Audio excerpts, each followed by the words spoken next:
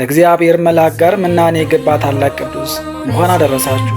ቻናሉ አዲስ ስለሆነ ሁላችሁም በቅንነት ሰብስክራይብ አድርጋችሁ በመጀመር ቪዲዮውን ላይክ በማድረግ ኮሜንት በማስቀመጥ ድጋፋችሁን እንድትገልጹልኝ ጠይቃችኋለሁ። ታኅሳስ 11 በዚች ቀን ስም አጠራሩ እጅግ የከበረ ሽምግልናው ያማረ በዘመነ ጻድቃን በ5ኛው መቶ ክፍለ ዘመን በላይኛው ግብፅ ከክርስቲያን ቤተሰቦቹ ተወልዶ ያደገ ገና በልጅነቱ ክርስትናን በሚገባ አጥንቶ የአባቱን በጎች ጠባቂ እረኛ ሆኖ ሳለ የእግዚአብሔር መልአክ በሰው አምሳል ተገልጦለት ስለ ምናኔና ስለ ምናንያን ክብር ከነገረው በኋላ ለምን እኛስ አንመነንም ብሎት ቅዱሱን በደስታ እሺ ብሎ ከእግዚአብሔር መልአክ ጋር 12 ዓመት ወደ ገዳም ምናኔ የገባ በገዳሙን በተጋድሎ ብዙ ከቆየ በኋላ ምንኩስናን ተቀብሎ በምንኩስና ማዕረግም 24 ዓመት አገልግሎ በ36 ዓመቱ ደግሞ ተባቶን መርጦ ጭው ወዳለ በረሃ ተጉዞ ፀሐይ እንደ እሳት ከምታቃጥልበት ቦታ የደረሰ ተጋድሎንም ቀጥሎ በመጀመሪያ ለ3 ቀናት ቀጥሎም ለ7 ቀናት በኋላም በ40 ቀን አንዴ ብቻ ይመገብ የነበረ በተጋድሎም ጸንቶ የእግዚአብሔርን ስቃይና መከራ እያሰበ ለ80 ቀን ያክል ያለ ምግብና ውሃ የቆየ የእግዚአብሔር መልአክም ከሰማይ ህብስት አወርዶለት እርሱን የተመገበና እስከሚያርፍበት ቀን ድረስም ሳያልቅበት ሲመገበው የኖረ በመጨረሻም እግዚአብሔርን አገልግሎ በተወለደ በ70 ዓመቱ በዚች ቀን በክብር ያረፈ ምግባር ትሩፋቱ ጽድቅ ታምራቱ የተትረፈረፈ ባህታዊ መነኮስና ሐዋርያ ታላቁ አባታችን አባ በኪሞስ በዚች ቀን ዓመታዊ በዓሉ ይከበራል። ቅዱስ በርተሎሜዎስ፣ ቅዱስ ቴዎድሮስና ቅዱስ በጥላንም በዚች ቀን ዓመታዊ በዓላቸው ይታሰባል። ቅዱስ ያሬድ ካህን ማኅሌታዊ፣ ማርገላውዴዎስ ሰማዕት፣ ቅዱስ ፋሲለደስ ሰማዕት፣ አቡነ ሐራ ድንግል ጻድቅና እናታችን ቅድስት ብጽዕት ሐና ቡርክት ደግሞ ወርሃዊ በዓላቸው ይታሰባል። ለእግዚአብሔር ክብር ምስጋና ይሁን። እኛም ቅዱሳኑን አክብረን በስማቸው ምግባር ትሩፋት ፈጽመን በረከታቸው እንድንሳተፍ አምላከ ቅዱሳን ይርዳን። ስንክሳር ዘወርኃ ታኅሳስ 11 አንድ አምላክ በሆነ በአብ በወልድ በመንፈስ ቅዱስ ስም ታኅሳስ 11 በዚች ቀን የግብፅ ደቡብ ከሆነ ከመጺላ አውራጃ ከሬስ ከተማ ሰዎች ወገን የሆነ ቅዱስ አባት አባ በኪሞስ አረፈ። እርሱም የአባቶችን በግ የሚጠብቅ ነበረ። ዕድሜውም 12 ዓመት ሲሆነው ከእግዚአብሔር የታዘዘ መልአክ በጎልማሳ አምሳል ተገለጠለትና በአንድነት ሂደን እንመነኩስ ዘንድ ትሻለህ አለው። እርሱም አዎን አለ። ሁለቱም ተስማምተው ወደ አስቄጥስ ገዳም በአንድነት ተጓዙ። 3 አረጋውያን መነኮሳትንም አገኙ። አባ በኪሞስም ከእነርሱ ጋር 24 ዓመታትን ኖረ። ከዚህም በኋላ አባ በኪሞስ ከዚያ ተነስቶ የ3 ቀን ጎዳና ያህል ተጓዘና ሩቅ ወደ ሆነ በረሃ ውስጥ ገባ። ሰይጣናትም በሪያዎችና በዘንዶች አምሳል ሆነው መጡበት። ሊነክሱትም አፋቸውን ከፍተው ከበቡት። እርሱ ግን ያጋንንትን ሐሳብ አወቀ። በእግዚአብሔርም ኃይል አለባቸው። በዚያውም ተበተኑ። እርሱም ወንዝ አገኘ። 7 ቀን እየጾመ በዚያ 3 ዓመት ኖረ። በሱባኤውም መጨረሻ በመሃል እጁ ተምር ሞልቶ ያንን ይመገባል፣ ውሃም በጥቂቱ ይጠጣል። 2400 ጊዜ በሌሊት እንዲሁም በቀን 2400 ጊዜ አቡነ ዘበሰማያትን ይጸልያል። ከዚህም በኋላ 40 ቀን እየጾመ 24 ዓመት ያህል ኖረ። 40ውን ቀን ሲጾም በአንድ ጊዜ ይበላል። ከዚህም በኋላ አንድ ጊዜ ቆዳው ከአጥንቶቹ ጋር ሲጣበቅ 80 ቀን ጾመ። በዚያንም ጊዜ የእግዚአብሔር መልአክ ይበላና ይጠጣ ዘንድ እንጀራና ውሃን አመጣለት። ያም ውሃና እንጀራ ሳያልቅ እስካረፈ ድረስ ብዙ ዓመት ያክል ኖረ። ፈጣሪ እግዚአብሔርም በሌሊት ራእይ ተገልጦ ወደ ሀገሩ እንዲመለስ አዘዘው። በዚያንም ጊዜ ተነስቶ ሄደ። ወደ ሀገሩም ደርሶ በዚያ ታናሽ ማደሪያ ጎጆ ሰርቶ በውስጧ ብቻውን የሚኖር ሆነ። ወደ እርሱ ለሚመጣም ሁሉ መጠጊያና ወደብ በጎ አለኝታም ሆነ። ሰዎቹም ሁሉ በትምህርቱ እየተጽናኑ ኖሩ። ንጹሕ በሆነ አምልኮቱ በትሩፋቱና በተጋድሎው መንፈሳዊ ቅናትን ይቀኑበት ነበረ። በአንዲት ዕለትም ከእግዚአብሔር የታዘዘ መልአክ ተሸክሞ ወደ ኤፍራጥስ ምድር አደረሰው። የዚህ ሀገር ሰዎችም ለመተላለፍ ከእውነተኛ ሃይማኖት ወጥተው ነበርና ሁሉንም ወደ ቀናች ሃይማኖትና ወደ በጎ ምግባር መለሳቸው። ከዚያም ወደ ቦታው ተመለሰ። አንድ ጊዜም ሽጦ ምግቡን ያገኝ ዘንድ አገልግሎችን ተሸክሞ ወደ ከተማ ሲሄድ በጎዳና ላይ ደክሞት አገልግሎችን አስቀምጦ ጥቂት ያርፍ ዘንድ ተቀመጠ።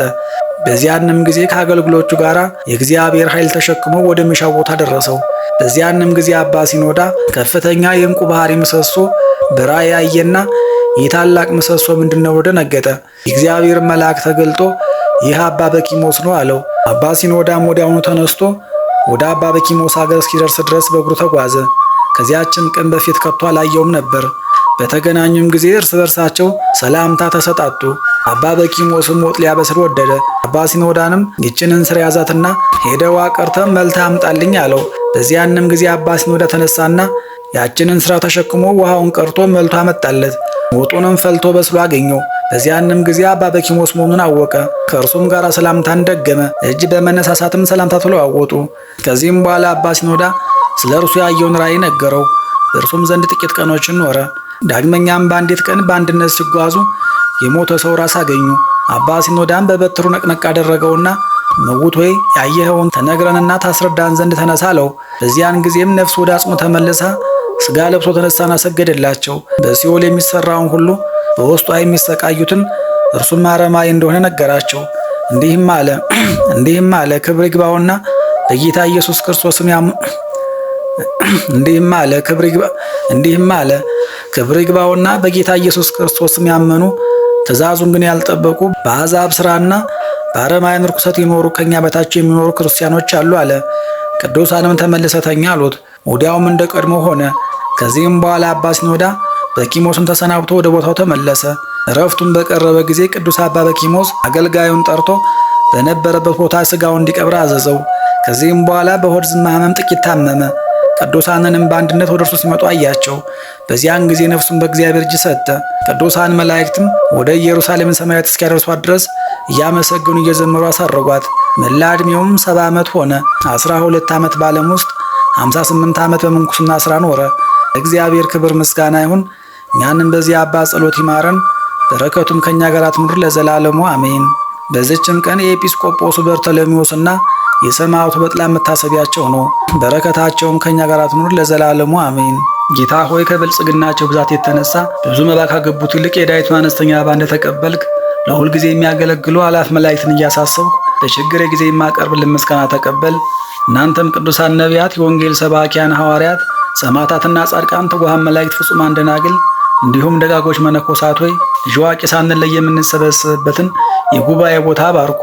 ይህንን መጽሐፍ ወረቀት አዘጋጅቶ ብራና ዳምጦ የጻፈውን ያጻፈውን ከግዕዝ ወደ አማርኛ የተረጎመውን ቃለ ንባቡን በእርጋታ መንፈስና በተመስጦ ሕሊና ያዳመጠውን በደለኛ ሁሉ በምታስምር በጌታ እናት በማርያም ጸሎት ኢየሱስ ክርስቶስ በአንድነት ይማረን። በማርያም ጸሎት ኢየሱስ ክርስቶስ በአንድነት ይማረን።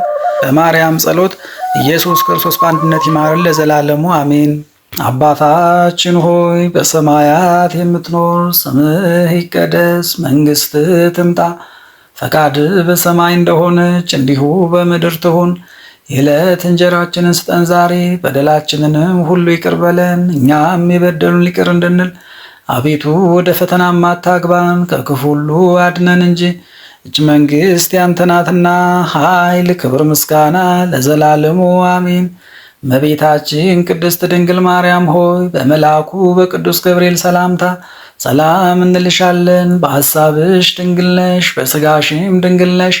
የአሸናፊ ልዑል እግዚአብሔር እናት ሆይ ሰላምታ ላንቺ ይገባሻል። ከሴቶች ሁሉ ተለይተሽ አንቺ የተባረክሽ ነሽ፣ የማኅፀንሽም ፍሬ ቡሩክ ነው። ጸጋን የተመላሽ ቅድስት ሆይ ደስ ይበልሽ፣ ልዑል እግዚአብሔር ከአንቺ ጋር ነውና ከተወደደው ልጅሽ ከጌታችን ከመድኃኒታችን ከኢየሱስ ክርስቶስ ዘንድ ይቅርታንና ምሕረትን ለምኝልን ኃጢአታችንንም ያስተሰርይልን ዘንድ ለዘላለሙ አሜን።